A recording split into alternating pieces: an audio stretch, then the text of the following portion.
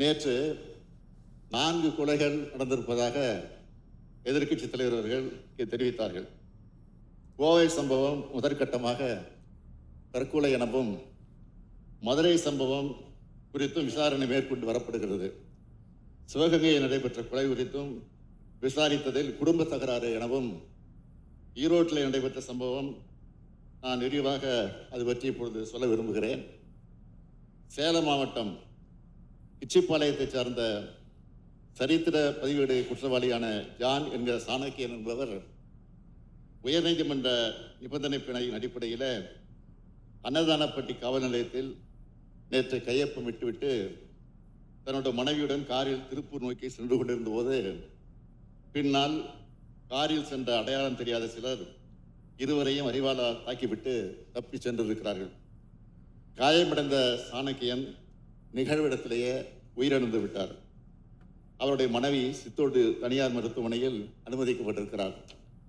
தகவல் அறிந்த காவல்துறையினர் விசாரணை மேற்கொண்டு இதில் தொடர்புடைய கிச்சிப்பாளையத்தை சார்ந்த சரவணன், சதீஷ், பூபாலன் மற்றும் மைனா கார்த்திக் ஆகியோரை பச்சப்பாளி என்ற இடத்துல அவங்க காரை மறித்து கைது செய்ய முயற்சி பண்ணப்போ சதீஷ் உள்ளிட்டோர் காவல்துறையினரை கொடிய ஆயுதங்களால் தாக்கினர்.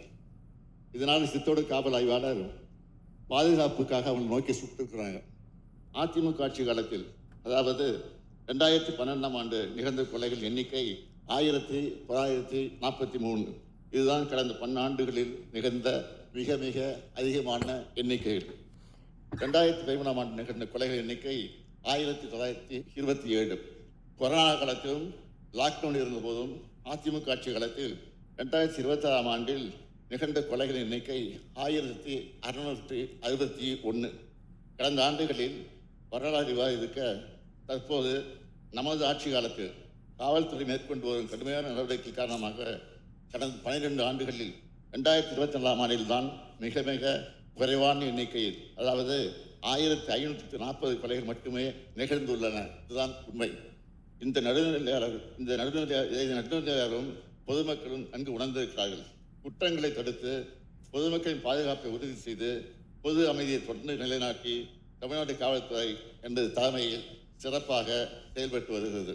அங்கொன்றும் இங்கொன்றுமாக முன்விரோதம் காரணமாக நடைபெறும் சில நிகழ்வுகளை வைத்து இந்த அரசின் மீது படி சுமத்தி அரசியல் ஆதாயம் அட்டைய நினைப்போர் சென்ற ஆட்சியில் தமிழ்நாட்டு சட்டம் ஒழுங்கு எப்படி சீரழிந்து கிடந்தது என்பதை இங்கே நான் தெரிவித்த புள்ளி அடிப்படையில் எண்ணி பார்க்க வேண்டும் என்று கேட்டு அமைகிறேன். வணக்கம்.